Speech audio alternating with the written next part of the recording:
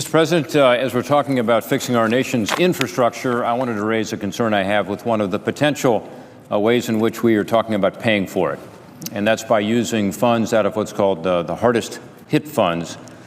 Over the years, I have worked in my state of Ohio and around the country to help deal with this issue of abandoned homes. And we're all concerned about communities that have blighted properties because they tend to be magnets for crime, for drugs, for other illegal activity.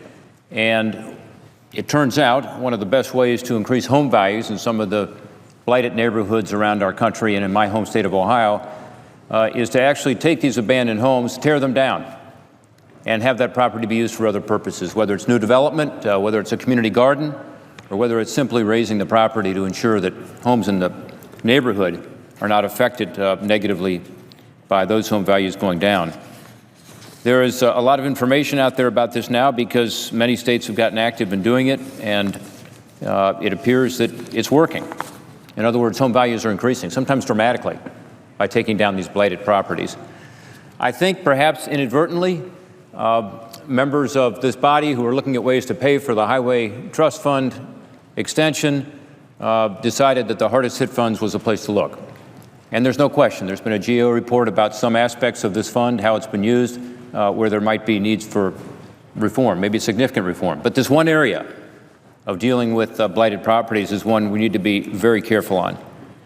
Main streets across our country are looking to us right now in the United States Senate to ensure that we don't overreach and by trying to find funding for infrastructure, in effect, create more problems in those neighborhoods. In my home state of Ohio, we have nearly 80,000 dangerous abandoned homes. One of the best things, again, you can do to address public safety and tumbling home values in these neighborhoods is to demolish these structures. By the way, they cost neighbors, they say, up to 80% of their value, some of the data we have from cities in my home state of Ohio. We've also seen that first responders sometimes are at risk when these homes are subject to arson, other crimes. Sadly, we've lost a firefighter in one of these homes back home in Ohio because of an arson. I remember touring some of these abandoned homes in Toledo, Ohio, where I got to witness one of the homes being torn down. I've done the same thing in Warren, Ohio. I've done the same thing in other communities around our state. I've done the same thing in Toledo with the mayor, and as we were talking to neighbors, I asked the neighbor who was right next to one of the homes being torn down, "How do you feel about this?" And of course she said what other neighbors have told me and other opportunities I've had to go in these communities and talk about abandoned homes. She said, "Well, it'll be better because there's less blight, there's less crime. We have a concern because this abandoned home is being used by drug dealers." But she also said, "You know, Rob, I live right next to this home. There's only a few feet that separated these two homes." She said, "I've got 3 kids at home. And every night when I went to bed, I was worried about what might happen, that an arson would light this home on fire, as has been done throughout the city of Toledo and other cities with these abandoned homes, and that my kids would be at risk." So this is something that is working. And I'm concerned again that if we do not take this into account as we look at how to pay for this infrastructure bill, that we will in fact make the situation worse rather than better. Land banks is one way we're getting at this in my home state of Ohio and around the country.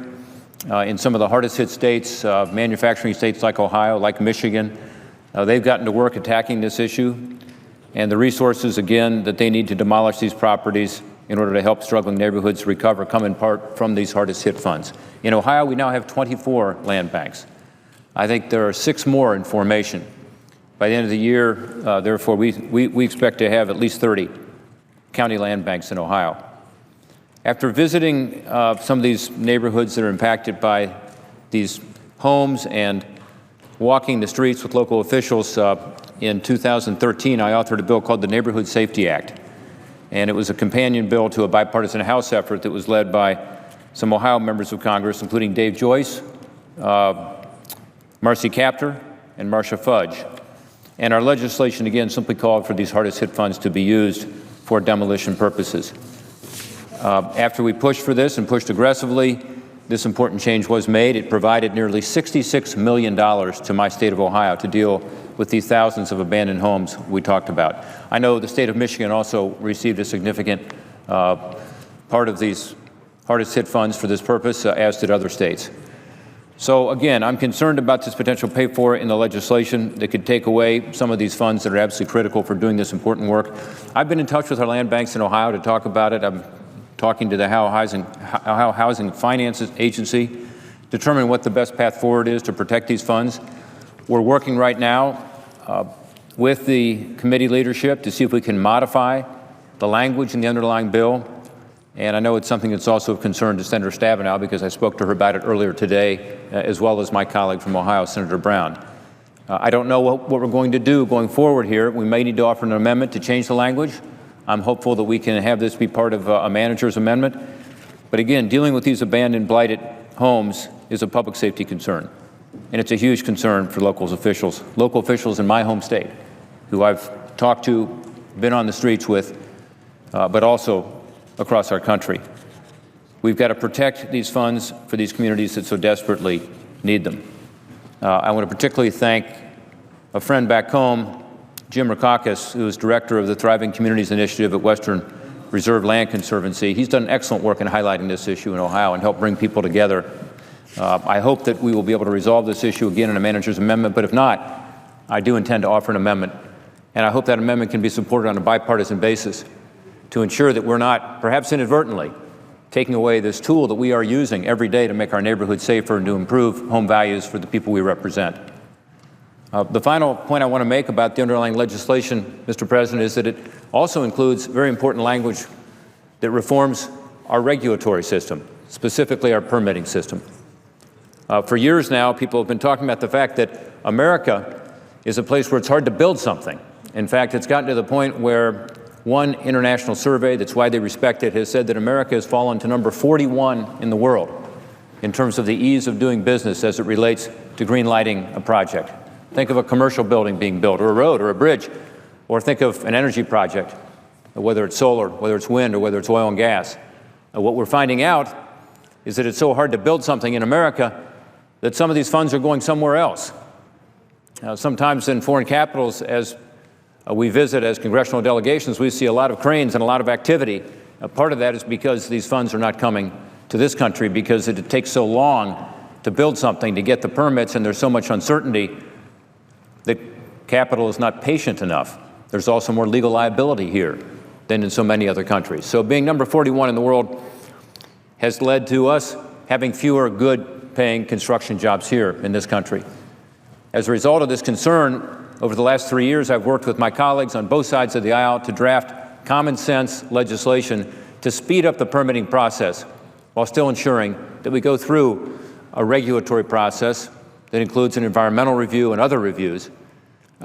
This legislation streamlines the process, requires one federal agency to be accountable, which is not the case now, deals with this issue now where on an energy project, for instance, you may have as many as 35 different federal permits just to get a project going.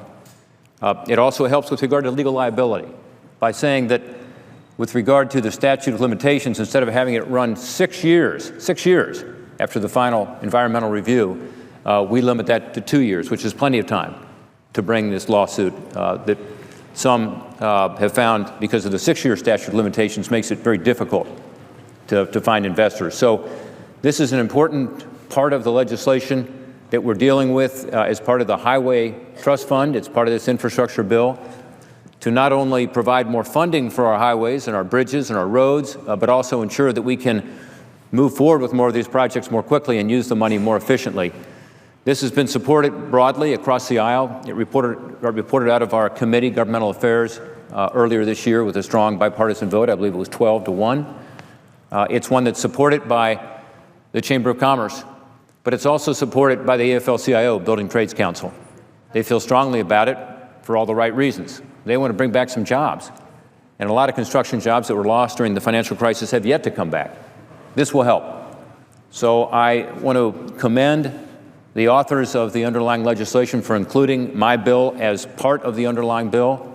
I sure hope it stays in the bill because it's the right thing to do for taxpayers. It's the right thing to do to get projects moving. And of course, it's the right thing to do to create more jobs at a time when all of us continue to be disappointed by the recovery. That is one of the weakest recoveries we've ever seen in the history of our country.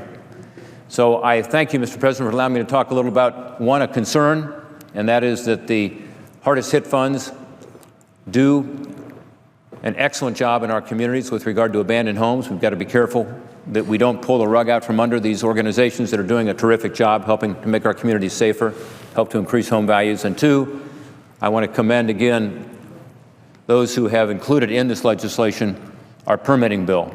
Senator Claire McCaskill from Missouri and I have worked on this for 3 years. It's good bipartisan legislation. It makes sense in order to get America back to work, building things again. It will help in terms of the highway funding, making sure that funding goes further, but it also will help in terms of all sorts of other construction projects, energy projects, commercial buildings, other infrastructure. With that, Mr. President, I yield to my colleague.